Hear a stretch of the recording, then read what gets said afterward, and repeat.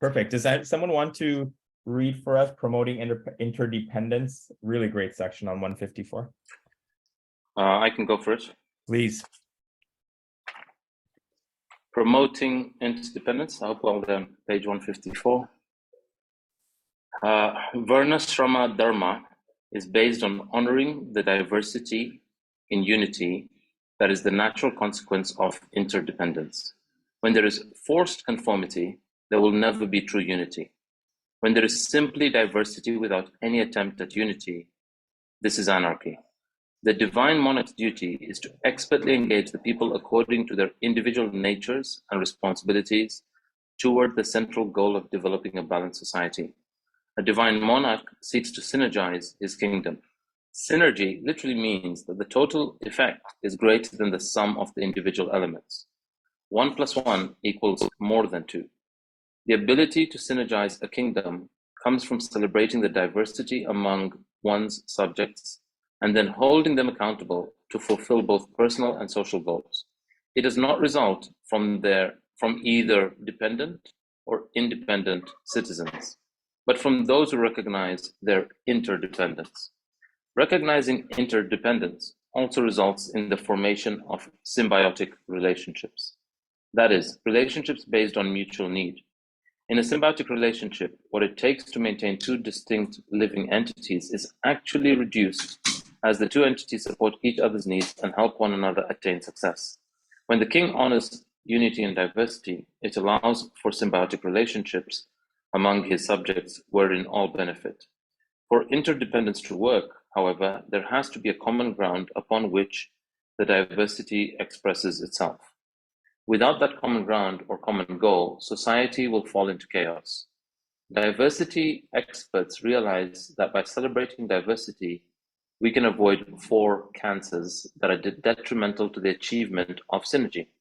These are criticism, complaint, comparison, and competition.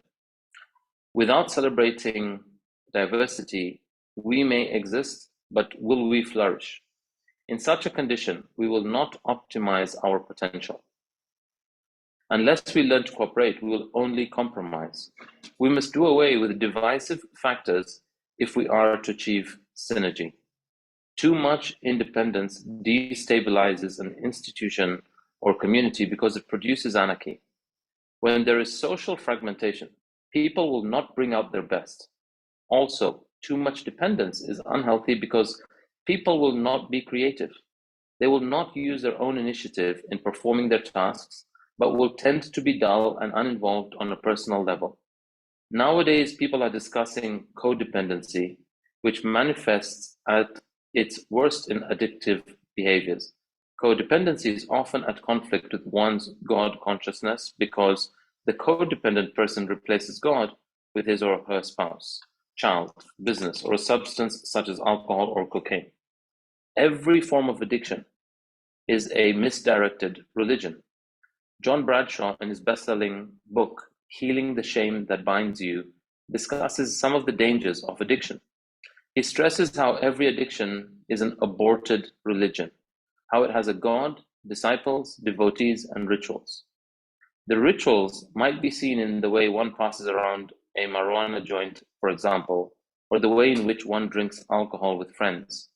Addictions have their moment of ecstasy and their atonement. All addicts and codependent people are spiritually bankrupt. They are actually searching after the ecstasy that comes from God, but they look in all the wrong places. Bradshaw explains how shame is necessary for recovery, and that in codependency and addiction, one is overreacting to things outside and underreacting to things inside. Addicts believe something outside will bring them happiness. In materialistic society, where addiction is rampant, people tend to want to look for their happiness outside themselves rather than finding it within. A divine monarch helps people to focus more on both their individuality and their interdependence. And he himself leads from the inside out. His leadership example stimulates them to also look for inner happiness. Thank you. This section's loaded. It's so good. It's It's loaded. Any reflections? I mean, the reflections right now that's coming up for us, and I'm not sure if we've raised this up on earlier calls, but me and Ambika coming back to Zambia after 15 years, being in the personal development world, and when we talk about stuff and courses and what we're doing, for some people here it goes as a bit woo, and for some people they say it's like a very refreshing energy, the kind of events we're organizing and the talks and stuff. And what has happened over time is a number of people coming out that are so close to us, so near to us, and they're dealing with addiction, but have never shared with us, and we never knew that. And it's reached a point where it's now impacting their spouse, it's impacting their kids, it's impacting their business, it's impacting their siblings. One person had a stroke, and that's how we found out. And other has been blacking out, and then it's been going for 6, 7, 8 years, and we're not aware. So now we are having formal meetups and conversations. Ambika more so with one of these people, the other person I'm checking in on regularly. But it's so what this is offering is how it says it's like misdirected religion, how it has the same stuff almost that religion has, but all the kind of unhealthy rituals, the unhealthy support structures, the normalization by it being socially acceptable when they started. I think that's one thing that stood out. So definitely a contribution from there. The second thing that stood out is the when I read King, I read entrepreneur or I read CEO. I replace it in my mind with that. And I think as we're launching that business, it is so key. And I see where I get frustrated with people within the organization or a team, where I'm expecting them who are really good at the networking, the communication, the organization management, the operational management, and I'm judging them for not being great at sales or for not being great at finances, right? And as a king, it says that you have to honor that unity in diversity, and how to get the people within your team to work on that area, which is their niche, which is their forte, which is their nature and responsibility. And you're kind of leading the orchestra, right? So you have to bring it all together and oversee that as a vision holder or as a CEO. And I see where it's toxic when I go into those 4 areas of criticism, complaint, comparison, or competition, right? And very interesting because in Jay Shetty's book, Think Like a Monk, is exactly got that, what they call 3 mental toxins. Here they call them cancers: criticism, complaint, and comparison.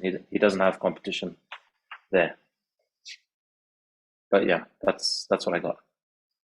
Yeah, thank you. I think I mean, you brought up quite a few points there, but this this point that you were just referring to, addictive behaviors that affects, I think a lot of people know they have one, and then some people, I think many people have them, but they haven't recognized it yet.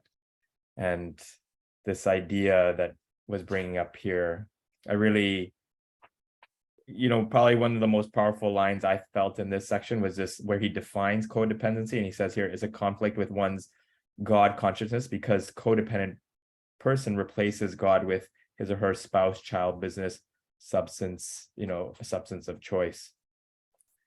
And it was quite profound that it's, that we're basically replacing, as he was saying, we're looking for that happiness that's ultimately coming from a divine place, and then we're replacing it with something else.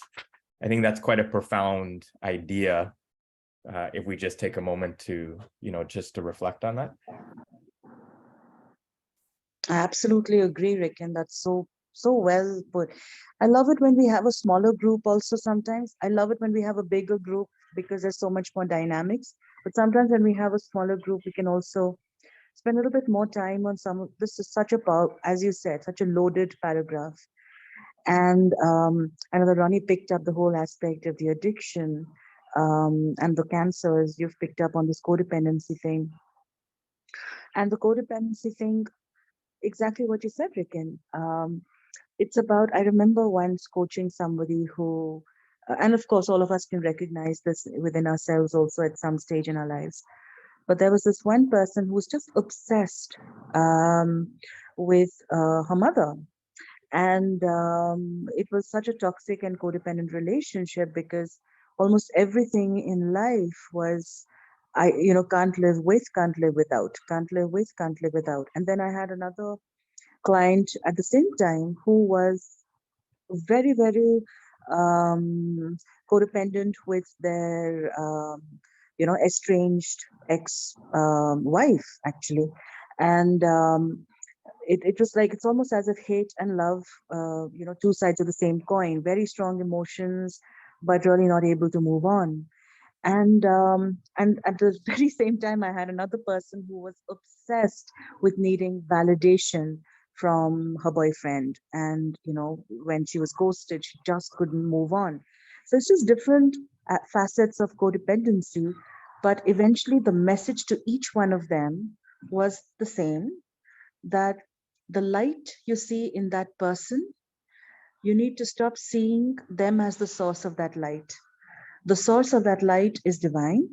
And only when you recognize that whatever light you're seeing as, that person being the source of, you're always going to kind of fall short, because it's exhausting for anybody to live up to that expectation. But the moment you kind of allow them to be human and flawed, and put that light exactly where it belongs, which is with the divine, you free yourself and the other person from that, you want to call it toxic interdependence or codependence, or yeah. So it's just very interesting that, in this passage on interdependence, he's also spoken so much about the things which are the toxic side of interdependence. But yeah, it all starts off with the healthy aspects of interdependence, which is also important to understand. But I think the healthy aspects of interdependence are more about acceptance and recognition that they already exist. I don't think one needs to necessarily control the dynamics of interdependence, because eventually we all are connected to each other.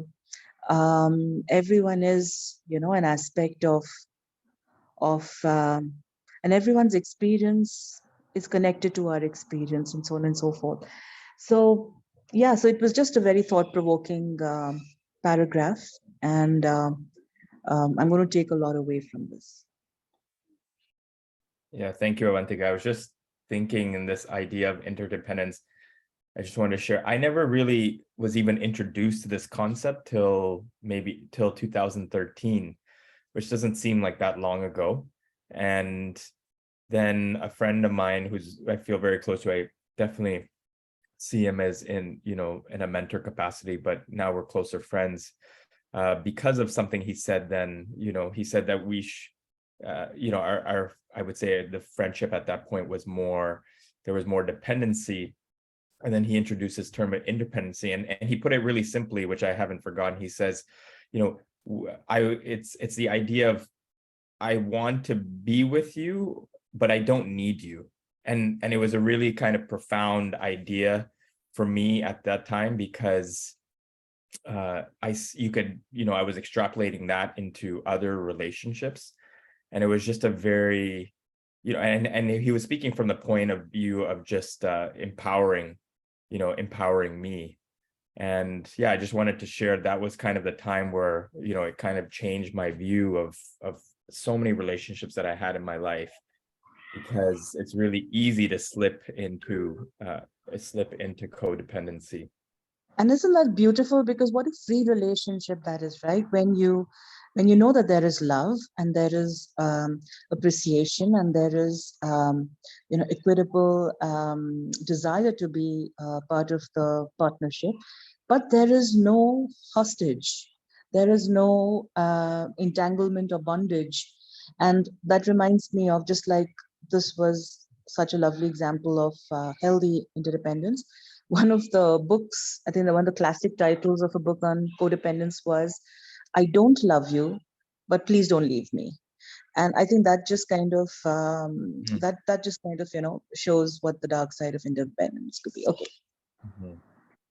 Yeah, and just with what I was sharing, Avantika, I was just reminded of that because it says here that, you know, this symbiotic relationship, that is relationships based on mutual need. And I think that mutual aspect is really, really important of both people, you know, without any force, stress or pressure coming to it on their own accord. And I'm sure we've all been in maybe friendships or relationships where we're seeking more, but you just can't, you know, like you can't force the other person to come up the other halfway if they're not wanting to. Yeah, and I think the other aspect which kind of was brought up really well here was symbiosis. But the one thing I was surprised to not see here was synergy. Because symbiosis, you know, that mutuality and that, you know, like we need each other and together we kind of complete, we become a whole. That's beautiful. But there's also something about the synergistic aspect of interdependence that when you and I get together symbiotically, we both create something that not only completes us or fulfills a need that on our own we can't complete, but it also creates something that is greater than what individually I or you could have created. So I think that's just something that as I'm this thing, there was this whole thing of interdependence, of codependence, of addiction, of you know, the cancers, of symbiosis. But the one thing this passage could have also, unless I missed it, or It spoken is a little bit actually, about synergy. Avantika, if you look at the second paragraph, I missed it. he says So, synergy literally means the total effect is greater than the sum of the individual elements. okay, got it. I missed this part. So It's thanks okay. for that out. No, thank you for just bringing up those three terms. Again, I really, in all the sections that we read, I really appreciate that he takes an opportunity to define the term in a very simple to understand way. I want to go to Stacy. Yeah, I think that the fact that you missed it there, that says you could also write the book. I'll write the book because you knew what should be in there. I love what you said here about I don't love you, but please don't leave me, because that's exactly what I'm going through with my dad. So thank you for characterizing this in such a elegant way. But you know what it strikes me as well, that this is also saying, right, is it's about looking outside yourself versus within. You know, because I mean, when you look within, right, you have all the answers, and we tend to look outside and grasp for things, right, that are not really for us, right? All the addictions and things, when really it is, you know, looking within and also projecting, like you talk about the light, right? When you see the light in others, you're really projecting that light on them and making them who they really maybe are even not, right? And so I found that to be very profound in what you talked about. So one of the things that I've written in my book, you know, my book is about going back to a time in the past, right, and looking at the diaries from when I was 21 and at a pivotal time in my life, traveling and things like that. And one of the things that I've realized, and there's kind of a different symbolism to it, is, you know, the answers were already there, right? Like basically I was my own mentor, right? Because the things that I knew back then are some things I've forgotten that I needed for my journey going forward, and some things that I have now learned that I didn't know back then, right? Make this next journey just all the more exciting, right? All the more freeing. And so that's what I've really found. That's been some of my big takeaways in this year and a half of writing this book that's about to come out, is that the mentor I needed was myself. That's really powerful, Stacy. Really powerful. I'm sure it's been such a journey for you in the writing process. For sure. Stacy, And can Stacey, you I? bring such a beautiful, sorry, I'm sorry, please carry on. It's fine, sorry. Stacy, just I have a question because you were mentioning before now you're hearing better this inner voice. At that time, you were not hearing it, right? Oh, when I was 21, I was hearing it way more at 21 than I was probably at 35, right? And that's some of what I found. Like when I was at that age, right, I was more authentic to who I was, but yet not as spiritually connected. And so what I believe has happened now is this this going back to being authentic to who I am, but with the spiritual connection. And that's really what makes this next half or whatever it is, right, of life so exciting. And that's also what I want to help the reader to achieve. Yeah, I think we've talked about it in the previous sessions. Your ability to tune in has what's progressed, you know, in your Yes. journey, which allows you to, I think we were just going back to the point, you know, what's coming at you, able to, you know, to learn and grow more from that because of that tuning in process has been enhanced. Avantika, you were going to share something. Yeah, I just put that in the thing. Oh, sorry. As you were speaking, Stacey, I loved that. And you know, you introduced a completely new facet of interdependence and integration. You know, integrating the various echoes of ourselves as we go through the journey, right? As we grow through the journey, or you know, because like at 21, you may have been processing a different aspect of your journey. Right now, you're processing a different aspect of your journey, but the ability to integrate the interdependence between those two, like you literally mentioned that some of the authentic insight you had at that time would be so valuable to be integrated with right now. So there's interdependence there, and some of the spiritual connection you have right now would be so useful to you back then. So I really found it so powerful that, you know, we are also multi-layered, and the integration and the interdependence between the various, you know, selves that we have within us is so powerful. Love it. Thank you. I took a note of that. And Stacey, I would say, you know, I was just thinking back when you were mentioning the age of 21, I was, you know, the reflection you had was super powerful that I'm taking away is, you know, the coach, you know, the person that needed coaching me the most was myself. That was really, it's, you know, I can pretty much exactly say the same thing for when I was 21. So thank you for just bringing that to light. Anybody else, Rasa, Ambika, Christina, anything on anything that was shared or read? A quick comment. Love what Stacy and Avantika were saying, and just adding to that. You know, sort of big picture wise, what I got out of this passage was that, you know, especially in a group setting, it's really, really, really important to cooperate and build on each other's strengths, and, you know, recognize and get to know, and, you know, care enough to want to be able to work together to harness each other's strengths, but at the same time, not to be so emotionally dependent on other people, you know, to have that inner. So like when I look at it, I mean, it's such a fine balance between dependence and interdependence, you know, as he's saying here. And that fine balance is like, you know, Stacy and Avantika was saying, is to have that inner dependence, you know, to have that, you know, God, you know, self-listening, you know, being in tune with your own voice and stuff like that.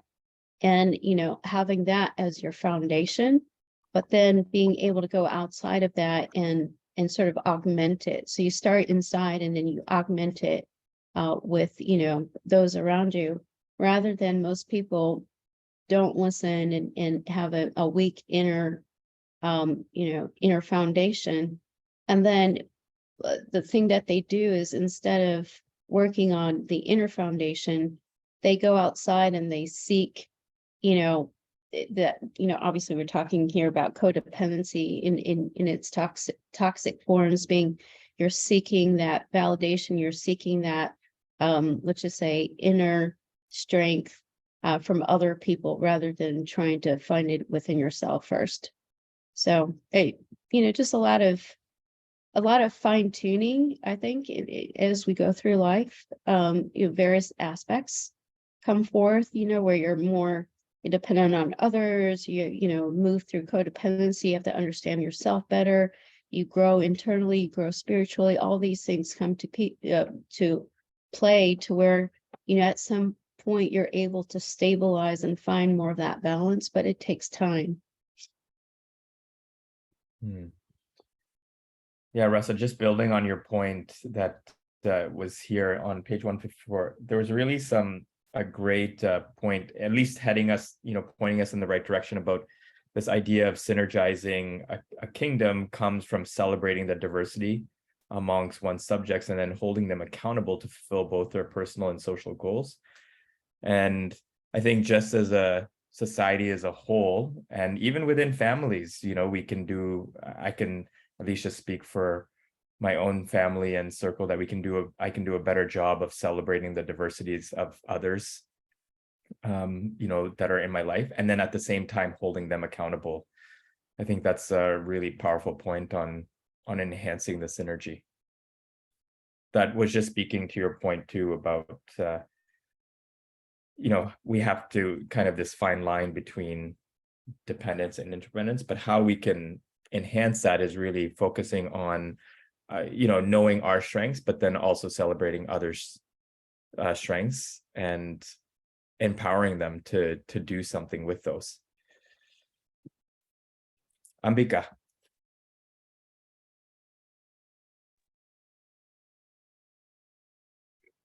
Such a rich segment. I think the opening line is the perfect description of nature.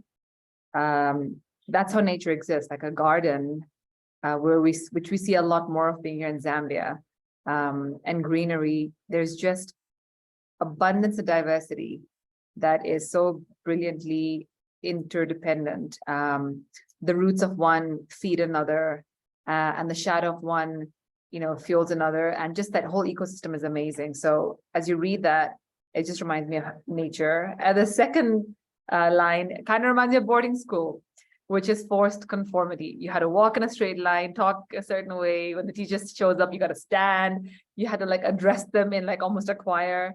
And I don't know what it actually accomplished. If anything, it's so stripped us of just discovering our unique essence in that diversity, right? And sure, there's some element of discipline, and there's probably enough science to back some extent of that academic structure, but forced conformity stands out really loudly for me in modern education systems. Maybe not modern, because I'm actually seeing a lot of new age education systems that are readopting Gurukul systems and Montessori teaching, etc., which is giving space for diversity, the interdependence, which is actually quite beautiful. The bit about addictions, but not addiction just in the context of alcohol and cocaine. I think what really stood out for me was business and family, and I think specifically business, because it struck such a deep chord. One of our close friends in London used to come, and he live in San Francisco, come to London.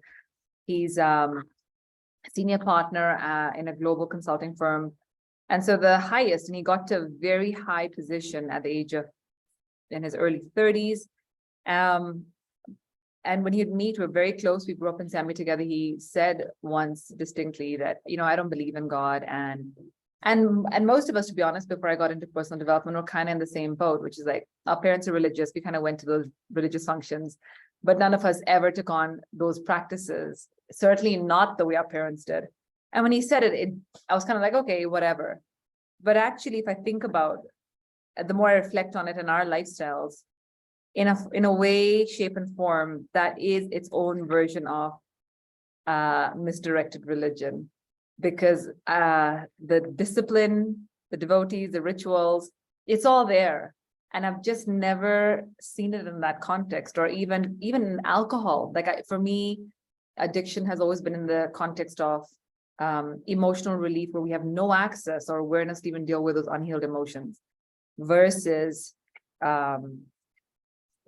one kind of replacing or no access to God's consciousness. It's quite a different perspective, and it's so interesting to read it in this way, shape, and form, which kind of just, I think, for me, concludes that everybody's ultimate journey is to find that bliss that one gets from God consciousness.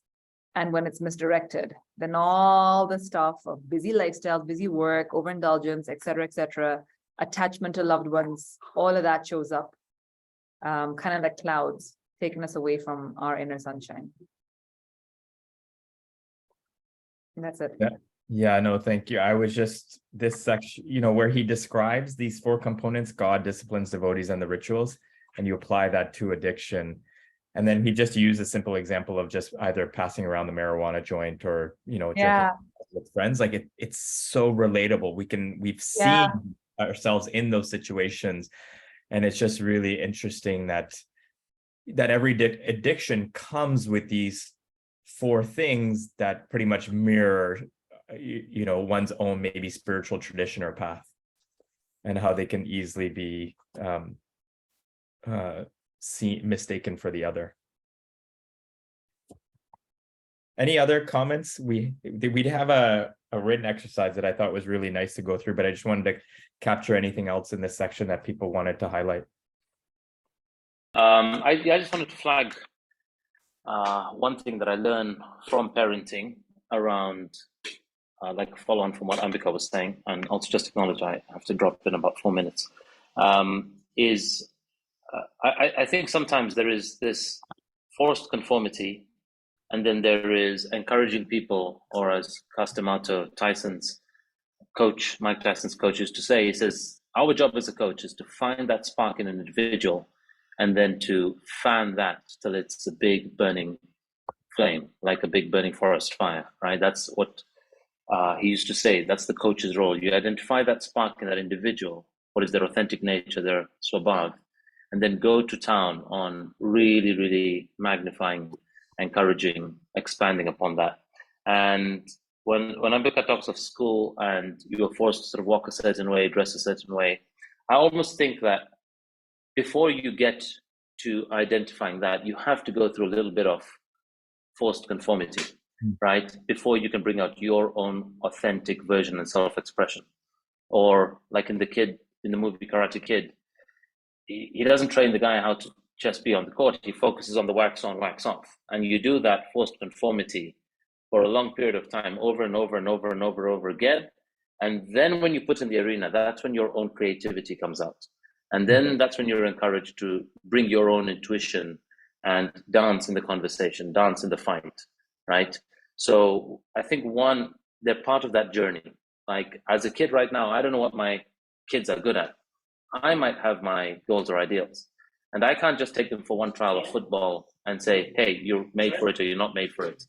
I might have to let them go through a drill for a bit before we realize, okay, now I'm pushing them beyond enjoyment, or I'm giving up without allowing them to discover, to play the various positions or whatever that is, right? So it's a question I have.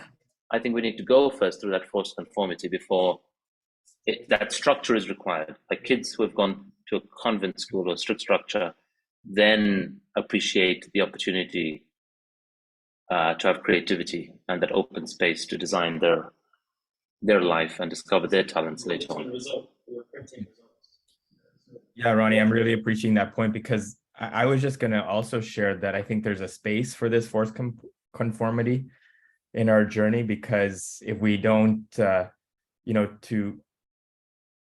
learn to read, you still have to know like the alphabet. And so it's I see it as kind of a build, like a kind of a layering and building on each other.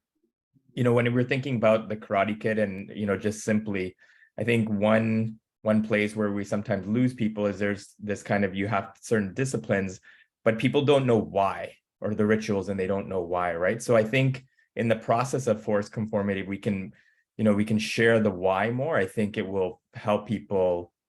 I mean, even ourselves, you know, because we're still learning new things in life where there's an element of still forced conformity. But I think, you know, as kids, sometimes for the rituals or the practices, and even like, you know, Daniel in the, you know, he didn't understand why for wax on, wax off until the application was there. And so I just wanted to share this. I really appreciate this point you're making about the, you know, the space for it. And I also see it in my life and how it's helped me. And then I think once we know the why, then the integration comes in, and our kind of self-expression of that forced conformity comes out, because that's unique. Yeah. Well, I really didn't remember Karate Kid to the detail of his name was Daniel, but thanks for refreshing my memory. And and also I was listening about monks. Monks are being made to wake up at a certain time, do meditation. That's kind of that forced conformity till you're in flow of that meditation, right? So, okay, I'm gonna have to drop in a minute, but thanks all for the awesome conversation. Thanks, Ronnie. Anybody else? All right. I wanted to share this exercise that we had from, it's basically building on this. So this idea of interdependence, and it specifically addresses the 4 cancers. But this here, what we're going to do today, everyone will just take an opportunity to look at this on their own, and then we're going to just quickly break up into groups. But I want everyone to reflect on 6 of the key challenges they're having in their life across the board. And from where this is going to go is we're going to talk about, you know, everyone's going to come up with their 6 challenges, and then we're going to try to see if we can come up with you know, maybe a mutually agreed upon like top 6. And then what we'll do is we'll break out into groups and talk about, you know, every group will just maybe take one of the challenges, and we'll basically brainstorm how we can solution and improve one of the challenge that we're tasked to. And so I just wanted everyone to take just a couple of minutes just to focus on the key challenges that they have in their life. And it doesn't, personally, I was just thinking that one of the challenges is, and I'll put it down, but this idea of how do you develop interdependent relationships, sometimes with family members. But anyways, so please just take a minute to think about that, and then we'll go from there and grow the exercise.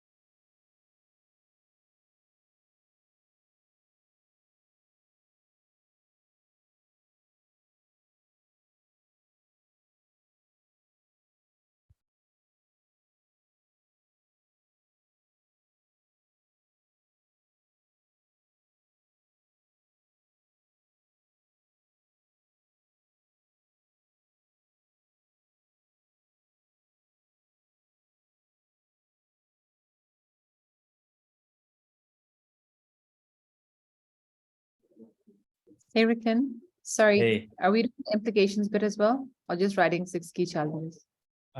we can start with just the key challenges. Maybe in the discussion, we can get into the implications.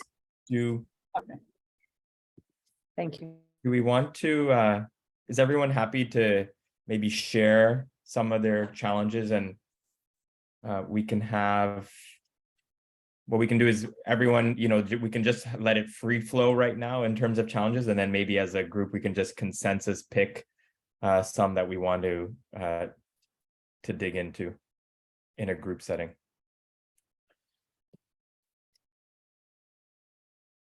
I'm happy to be the scribe.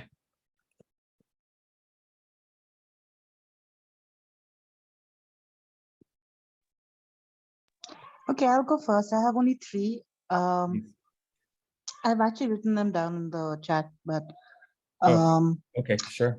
I mean, I did. It's not that I didn't take the exercise seriously. I did, but I honestly don't think anything other than these 3 are a very big challenge for me right now. So I'd like to focus on these 3. The first one is, through experience, etc., one has definitely learned to have stronger boundaries, but also the need, when we have very strong boundaries, we might end up isolating ourselves too much, and also the people that we have obligations to.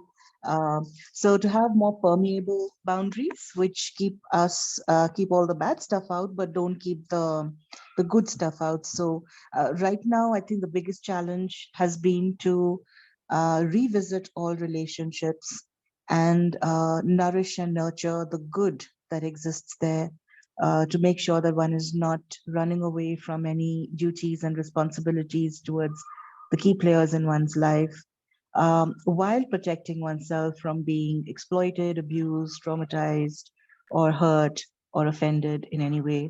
So yeah, so that's the first challenge that I have, that I'm working on. The second one is execution, and so I call it balancing the need for boundaries and bridges, because sometimes we have open access to everyone, and sometimes we have very strong walls. And what I'm doing right now is the balancing act. The second is execution, and I have great vision and great strategy, but I got spoiled because for a decade I had great teams, 2 downs, 3 downs, to implement everything.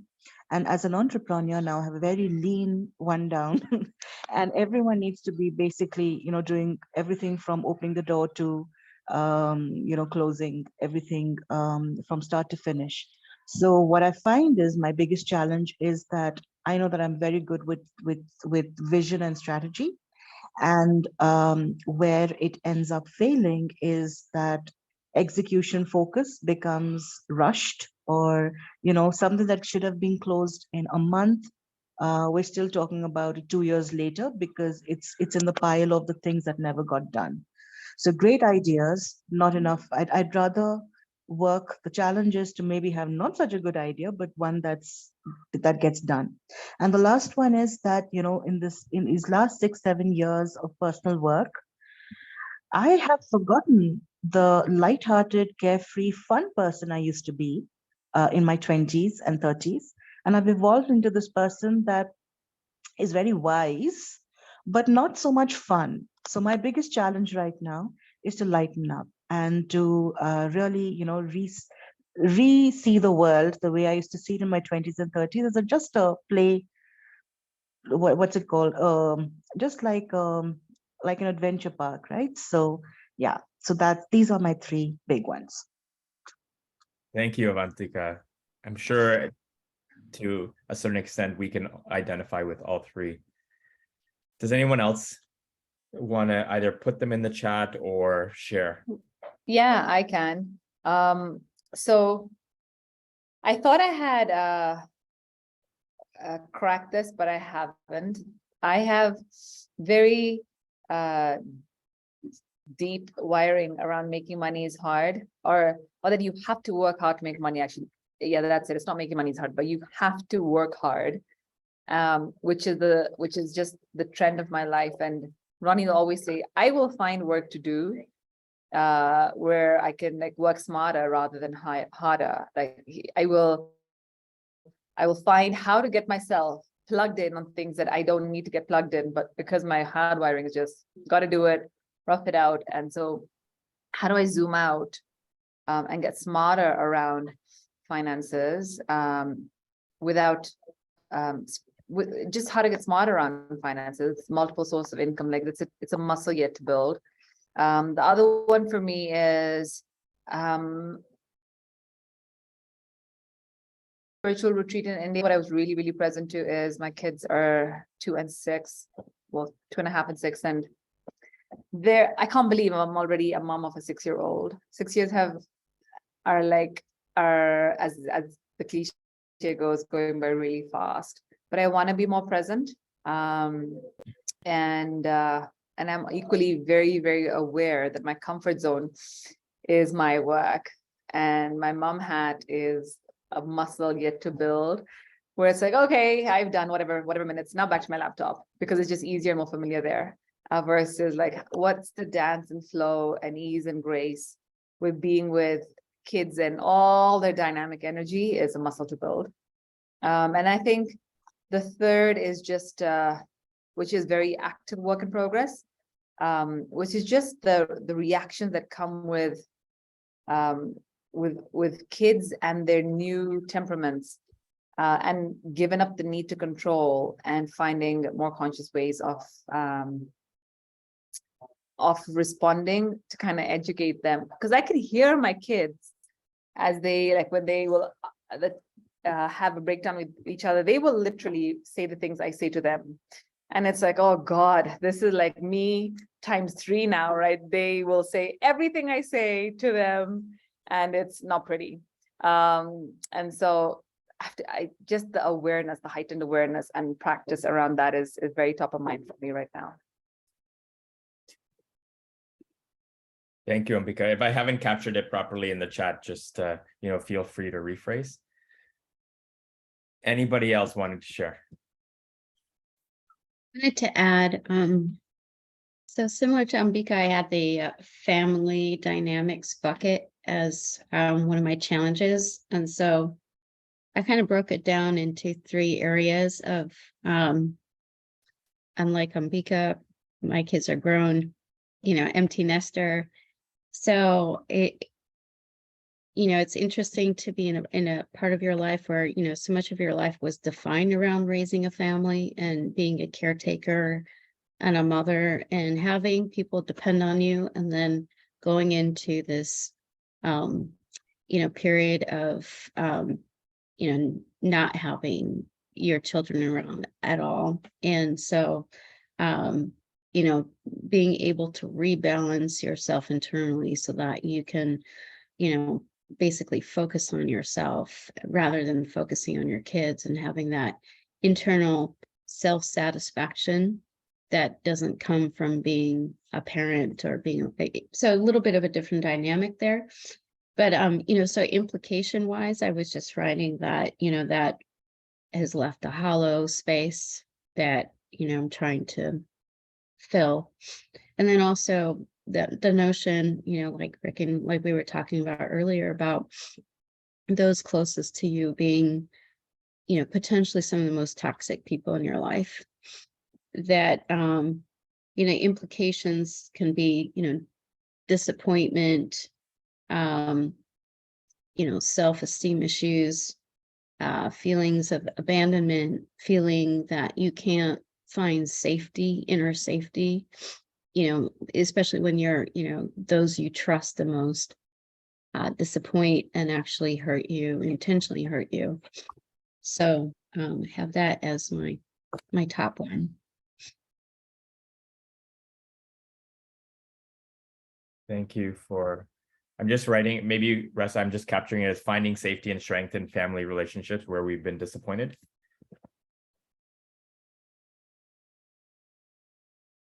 Definitely. And just, I'll add one of mine just related to family, and maybe family will be the theme for further discussion. But I was just wanting to, you know, reflect and hear from others on developing interdependent relationships with family members who have been used to codependent relationships. I think interdependent relationship requires a certain level of maturity, and it's hard, you know, to sometimes to explain that to, you know, the near and dearest that may have had a whole different paradigm of what they're used to, like, you know, in relationships, and making that shift is, I felt, is not an easy one. So I wanted to add that to the list. Hiba or Christina?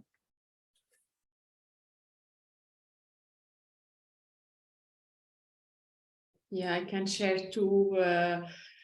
You know, having, you know, more fun and enjoying more the relationship with my kids, more than being more disciplined and, you know, focused. And this is important for me because, you know, having just this responsibility, being my husband all the time at work, so I'm more disciplined and you know, serious with the kids. I guess I need to shift to be more fun and you know, less disciplined with them, I guess.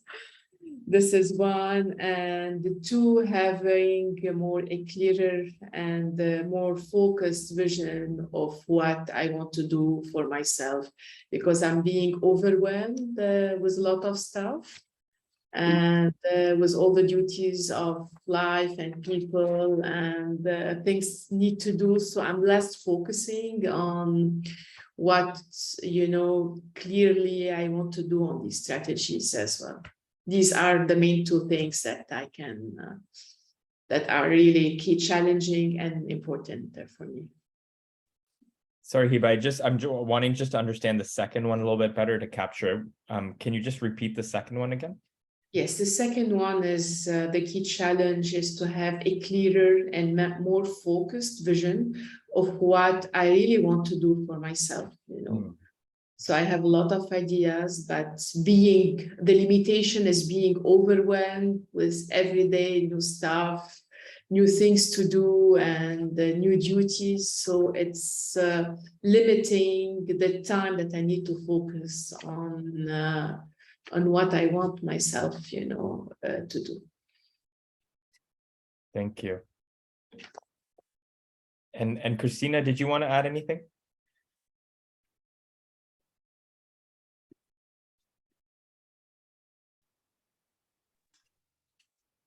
Hello everyone, I hope you hear me. I am in a business trip, so on the traveling, so my connection is always very unstable, so hopefully I reach you out.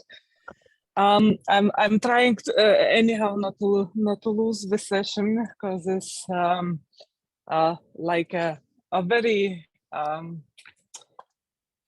the one I very value and which all the time somehow touches up the things what's now important in your life, and then you're facing some challenges and everything like this. So I really like come to the round of the wisest to just to have balance out.